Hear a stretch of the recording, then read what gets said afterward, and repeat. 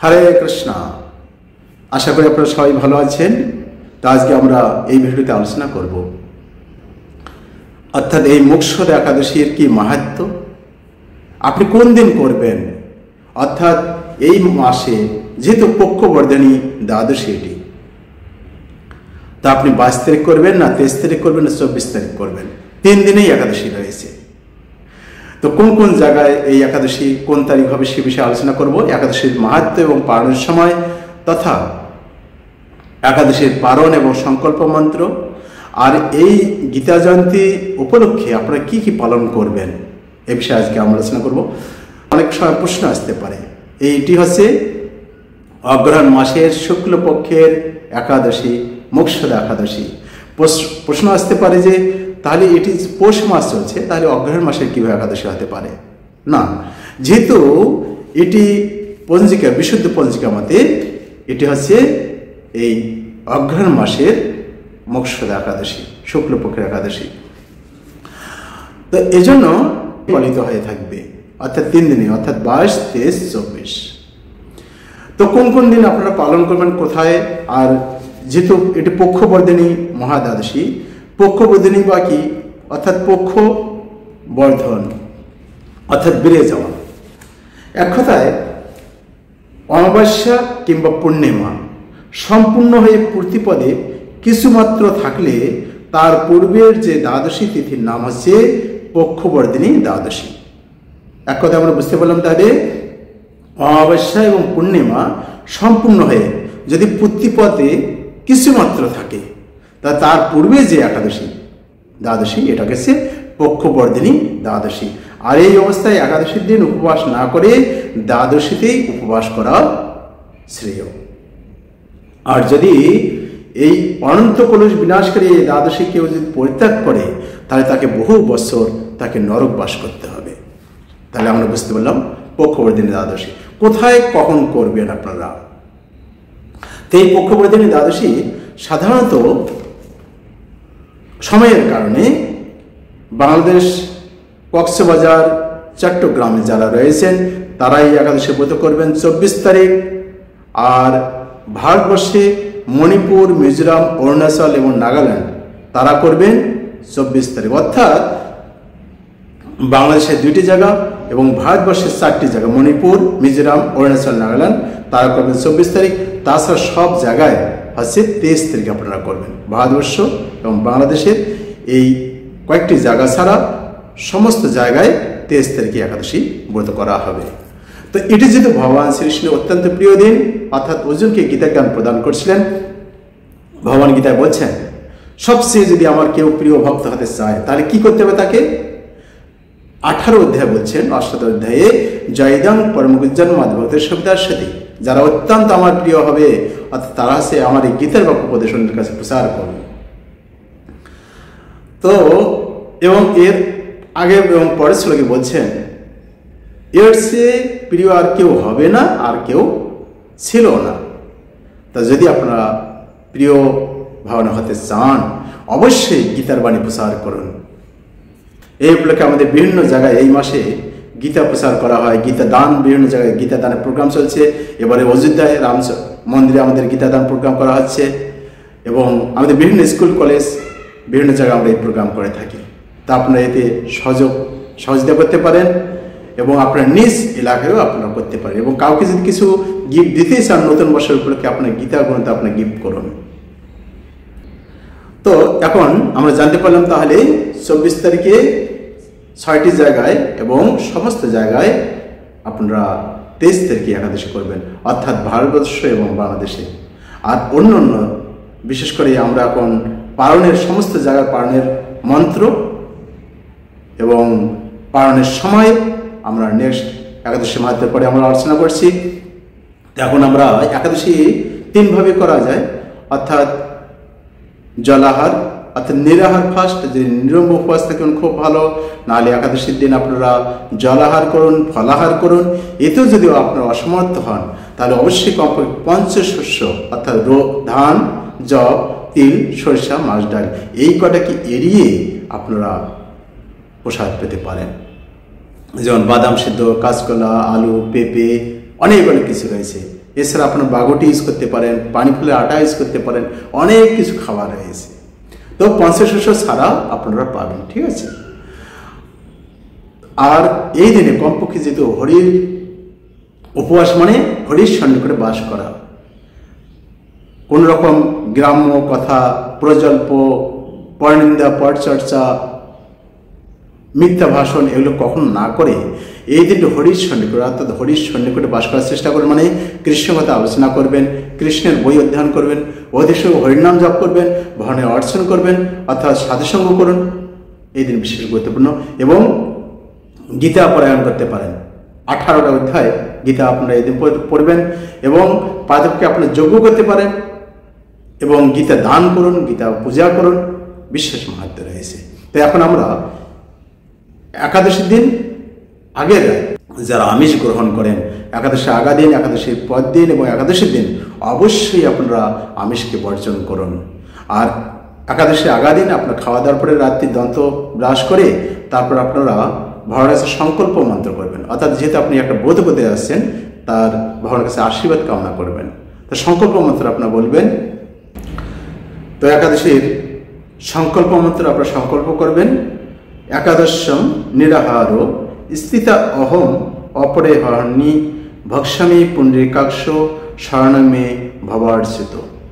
এবং একাদশী সমাপ্ত করে এর পরের দিন আপনারা পালন করবেন পালন মন্ত্র অজ্ঞানং তিমিরান্ধস্য বতে নানেন কেশব প্রসীদ সুমুখ নাথ জ্ঞান দৃষ্টি প্রদ ভব। এরপর আপনার মহাপ্রসাদে গোবিন্দে বলে আপনারা প্রসাদ গ্রহণ করবেন। তো আমরা এখন এই একাদশীর মাহাত্ম্য আমরা আলোচনা করব। বিশেষ করে এই একাদশীর বিশেষ মাহাত্ম্য কেউ যদি পূর্বপুরুষদের উদ্ধার করতে চায় তাহলে অবশ্যই এই একাদশী ব্রত উদযাপন করা উচিত। অর্থাৎ ভগবান অতীব প্রসন্ন হন এবং তার সঙ্গে আমরা এই মাহাত্ম্য আমরা শ্রবণ করি যে কিভাবে একটা ব্যক্তি সমস্ত পাপ থেকে মুক্ত হয়ে মৃত্যুর পর সে সমস্ত পাপ থেকে মুক্ত হয়ে কিভাবে নরক থেকে সে উদ্ধার পেতে পারে এবং ভগবত ধাম সে যেতে পারে। তা আসুন আমরা এখন একাদশীর মাহাত্ম্যতা আমরা আলোচনা করব এবং এরপর আপনাদের সমস্ত জায়গার পালনের সময় আপনার নিজ এলাকার পালনের সময় দেখে আপনারা পালন করবেন, কেননা বিভিন্ন জায়গার বিভিন্ন সময় রয়েছে। মোক্ষদা একাদশীর মাহাত্ম্য। যুধিষ্ঠির বললেন, হে বিষ্ণু, আপনাকে আমি বন্দনা করি। আপনি ত্রিলোকের সুখদায়ক, বিশেশ্বর, বিশ্বপালক ও পুরুষোত্তম। আমার একটি সংশয় আছে, অগ্রহায়ণ মাসের শুক্লপক্ষের যে একাদশী তার নাম কি, বিধি বা কি ও কোন দেবতা এই একাদশীতে পূজিত হন তা আমায় বলুন। শ্রীকৃষ্ণ বললেন, হে মহারাজ, আপনি উত্তম প্রশ্ন জিজ্ঞাসা করেছেন, যার মাধ্যমে আপনার যশ চতুর্দিকে বিস্তৃত হবে। এখন এই একাদশীর কথা আমি বর্ণনা করছি, যা শোনা মাত্রই বাষ্পীয় যজ্ঞের ফল লাভ হয়। অগ্রহায়ণ মাসের শুক্লপক্ষের এই একাদশী মোক্ষদা নামে পরিচিত। সর্বপাপ নাশিনী ও ব্রতর মধ্যে সর্বশ্রেষ্ঠা এই একাদশীর দেবতা শ্রী দামোদর। তুলসী মঞ্জরি, ধূপ, দীপ ইত্যাদি উপাচারে শাস্ত্রবিধি অনুসারে শ্রী দামোদরের পূজা করতে হবে। পূর্ববর্ণিত বিধি অনুসারে দশমী একাদশী পালন করতে হবে। এই উপবাস দিনে স্তব স্তুতি, নিত্য গীত আদি সহ রাত্রি জাগরণ করা কর্তব্য। হে মহারাজ, প্রসঙ্গক্রমে একটি অলৌকিক কাহিনী আমি বলছি।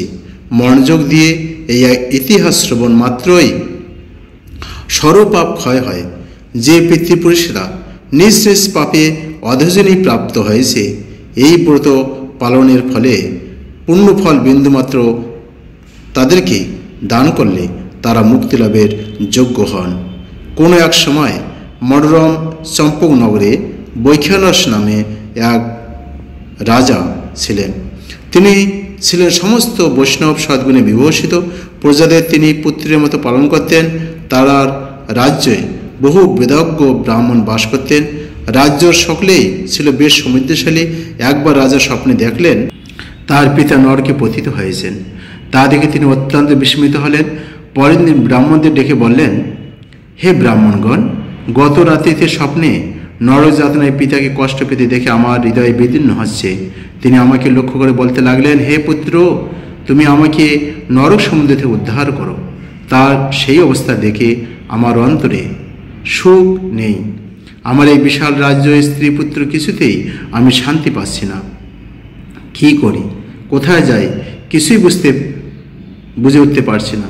আমার পূর্বপুরুষদের মুক্তি লাভ করতে পারেন এমন কোনো পুণ্যব্রত, তপস্যা ও যোগের কথা আমাকে উপদেশ প্রদান করুন, আমি তা অনুষ্ঠান করব। আমার মতো পুত্র বর্তমান থাকা সত্ত্বেও যদি পিতামাতা পূর্বপুরুষরা যদি নরযন্ত্রণা ভোগ করতে থাকেন, তবে সে পুত্রের কী প্রয়োজন? ব্রাহ্মণগণ বললেন, হে মহারাজ, আপনার রাজ্যর কাছেই মহামুনি পর্বতমুনির আশ্রম রয়েছে।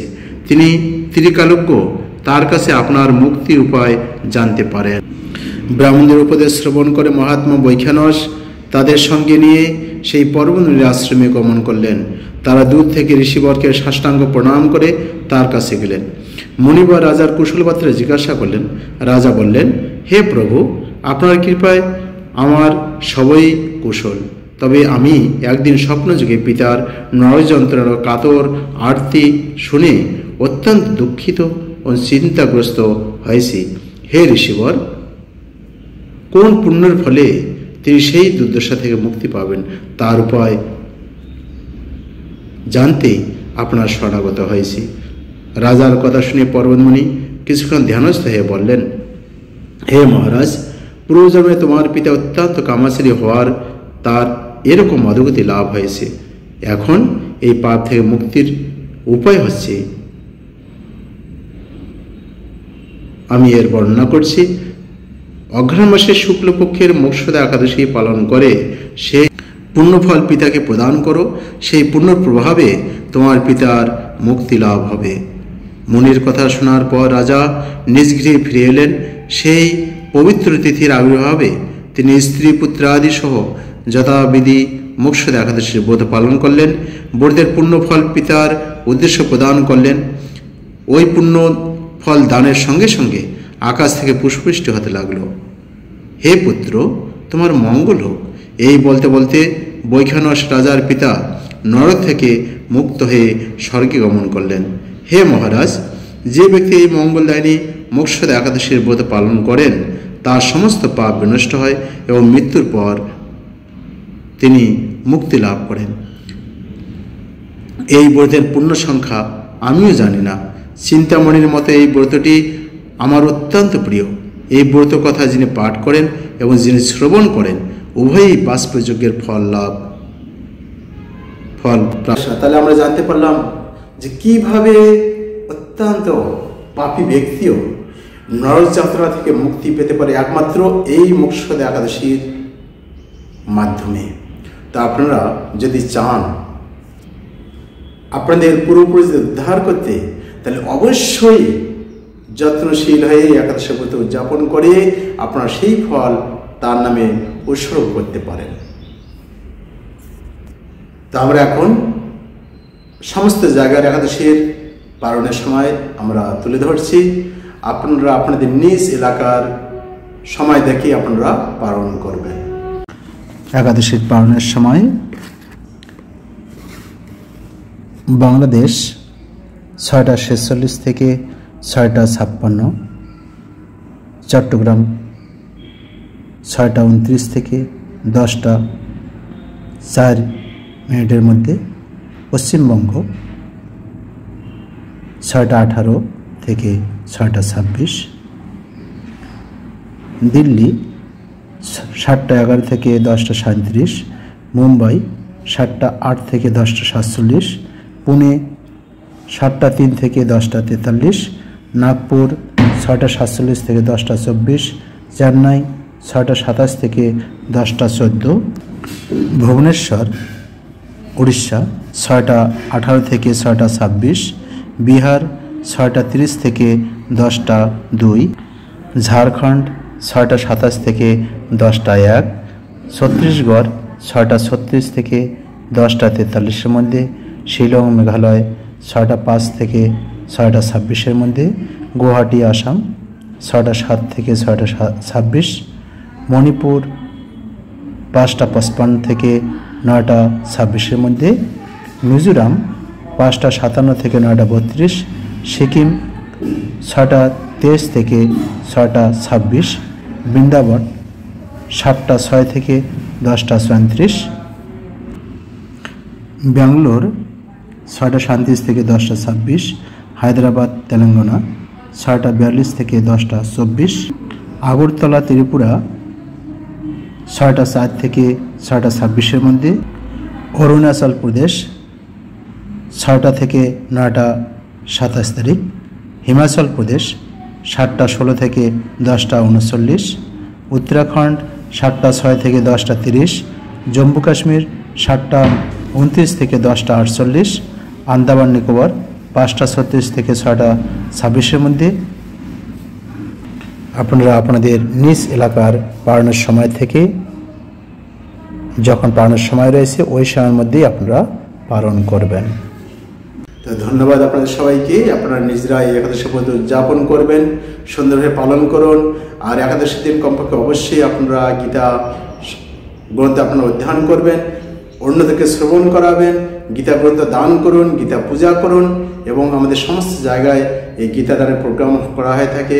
তো আপনারা যদি চান এখানে আপনারা অংশগ্রহণ করতে পারেন, এবং এখানে ডিসক্রিপশন বক্সে সেখানে লিঙ্ক দেওয়া আছে, আপনারা সেখানে অংশগ্রহণ করতে পারবেন এবং আপনাদের নাম গোত্র আপনারা দেবেন, যেটি আমাদের ভগবানের কাছে উৎসর্গ করা হবে। তা আপনারা নিজেরা করবেন, অন্যদেরকে উৎসাহিত করবেন। ভালো থাকুন। হরে কৃষ্ণ।